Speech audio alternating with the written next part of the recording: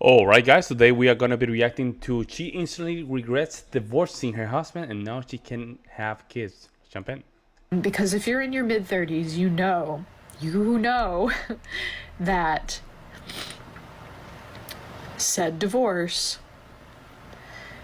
directly played into your ability to have children. Where are you guys? Welcome back, family. Today we've got an update on how our 36-year-old divorced woman who regrets not having kids is doing. Fellas, these women keep on getting worse as time goes on. To refresh your memory, here's the woman I am talking about. And my life as a mother is just, it's gone. And I'm angry. And I'm heartbroken.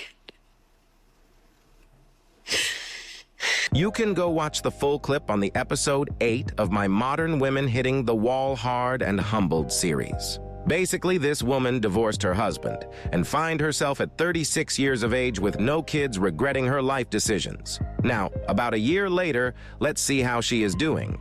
I would really appreciate tapping into the mid 30s divorced women Damn. TikTokers.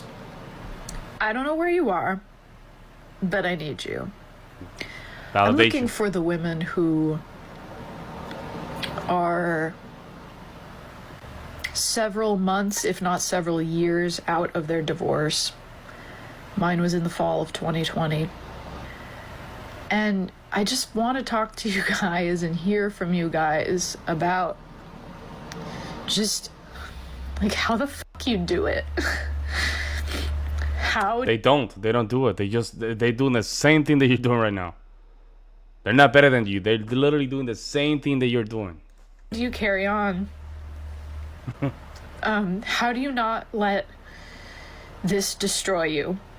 Because if you're in your mid 30s, you know that said divorce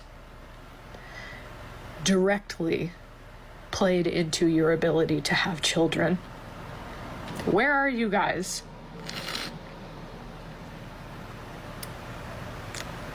And do you need me as badly as I need you? Or have you somehow miraculously figured it all out? And either way, I want to hear from you. All right, I'll tell you. You don't have to go to TikTok for this. They all go through the same thing that you're doing. You're going through, but they cope. They gaslight you. They lie to you. They tell you, no, everything's gonna get better from here. It doesn't. It doesn't. It doesn't. And the same woman that probably told you in TikTok, hey, you should divorce this guy, you're unhappy, all that stuff, they're all going through the same thing. You know? Misery is their best company, right? Misery keep all this miserable company. That's how the saying goes. And you just got caught. 1 year later, and she's still looking for sympathy from other miserable people on Yeah. TikTok. This is a pure demonstration on how misery really loves company. There you go. Let's Misery watch love some more company. sweet tears.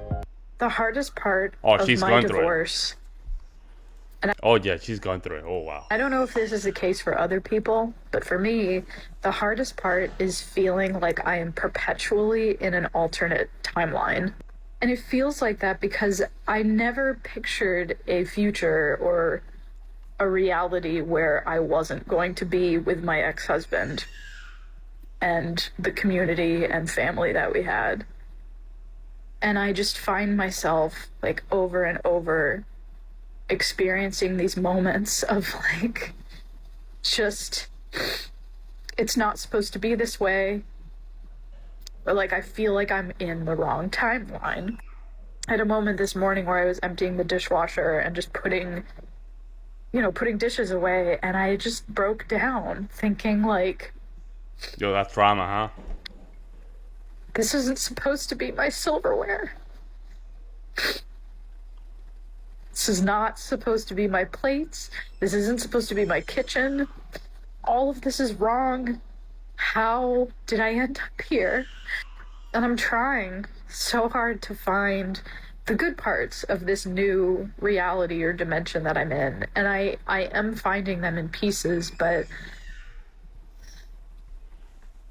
the loss and the pain and the confusion of what I thought my life was. Do not be fooled by how this woman appears so soft-spoken and gentle.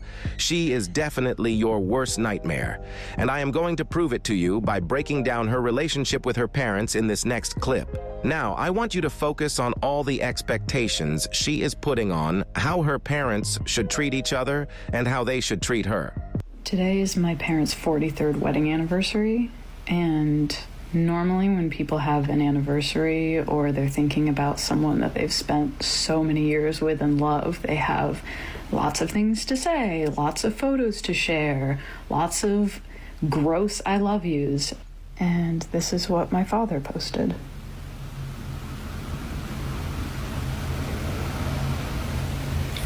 Can you feel the love? And I was joking.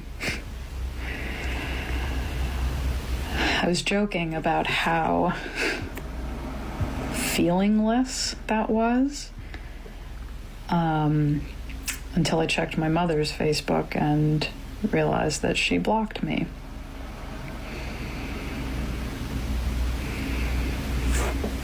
And I should not be shocked by this because the last time she spoke to me was on Christmas Eve, which was after an argument when I finally opened up to her that the reason I'm so hurt by her actions at that time and throughout the years is because I have never felt unconditional love from her or my father, and that I didn't really want. Yo, man, I'm telling you.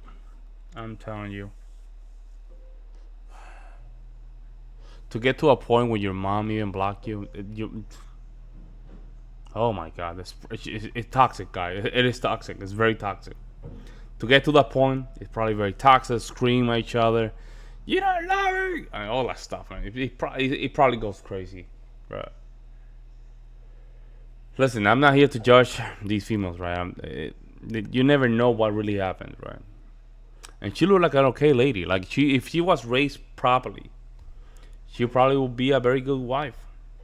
But you can tell by her explaining this. Oh my God, you can tell there's so many red flags. Like me kind of red flags. Like, even the haircut that she have, it looks like a 1970 feminist. Like, I don't know, and I'll be surprised. She probably have some female body counts too. I'm just keeping it honest to with keep you. Going anymore. And her response was to hand me the phone 24 hours after this conversation happened, to hand me the phone and tell me to call a hotline or a therapist, and then left the room. Wow. I told her to come back in the room to have an adult conversation with me and to share with her that what she had just done was the most dangerous thing you could do to someone just someone who's struggling with their mental health. who is struggling with their mental health. This is not normal. God, this is not normal. For females to be having this mental health problem, this is not normal. And they treat her like it's normal. They just go to these social medias. Instead of looking for help, they just like to vent it to the world. So for their 43rd anniversary, I'm going to celebrate by not celebrating. Celebrating by not celebrating. And coming clean about the second most difficult part of my divorce, which has been abandonment from my parents.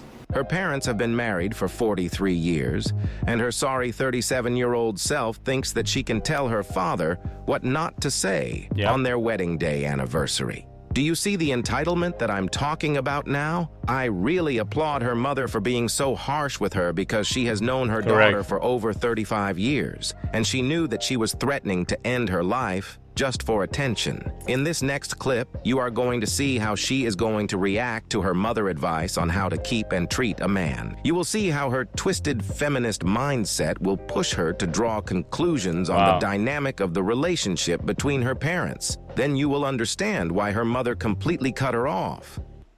My mother worked full-time. She went to grad school. My father refused to finish college. He did not get a full-time job, so he never had a 401k. He never brought in health insurance. My mother was the one who did all of that, and she wasn't able to do it on one income, so her family contributed financially instead of my father. Now, my mother went back to Yo, she despises her father and man. She does. work while my father took care of me while I was an infant. And when my mother fell ill a few years later, my father ended up taking on the caretaker role. So, it's not like he was 100% incompetent or incapable, but there were issues. And I internalized those, and I heard conversations about them, and I developed beliefs around this. One of the most fundamental things that I learned was that you need to ensure that the man is comfortable emotionally, physically, spiritually, mentally, at all costs, including your own well-being. I also learned that you're supposed to go to therapy to find ways of suppressing your basic needs so that the man's needs can be met and you can live copacetically. Copacetically? What the My hell? mother also taught me that I would never get to keep a man if I didn't put out. She would give me tips on how to boost my father's ego. Wow. When it was clear that he needed it. And so I just really developed these fundamental beliefs that my survival was dependent on making sure that the man was always okay. And this is feminism propaganda right here. If you were in the middle, if you were living in 1800s here in the United States, right there in the middle of Wisconsin, in the Midwest, where bears or wolves are over, coyotes are everywhere, right? Everything can kill you.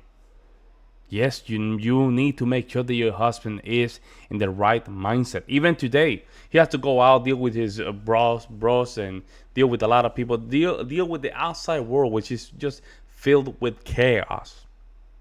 The only thing he needs when he come back home is a little bit of peace and respect. That's it. That's what your mom is trying to tell you, lady.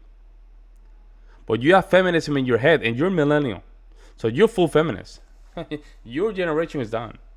Our generation is done. Our generation has to take the L. And some of the Gen Z has to take the L. But our generation, man, I remember when I was in school. Now that I'm older, I can see how feminism took over, man. Insane. And I have a slew of failed relationships because of it. No. You have a slew of failed relationships because you refuse to do exactly what your mother thought you. Instead, you do whatever you feel like. Fellas, stay away from these type of women who appear to be soft, but will make you bleed very slowly until your deathbed. Damn. That's it for today's video. Let me know your thoughts about the video in the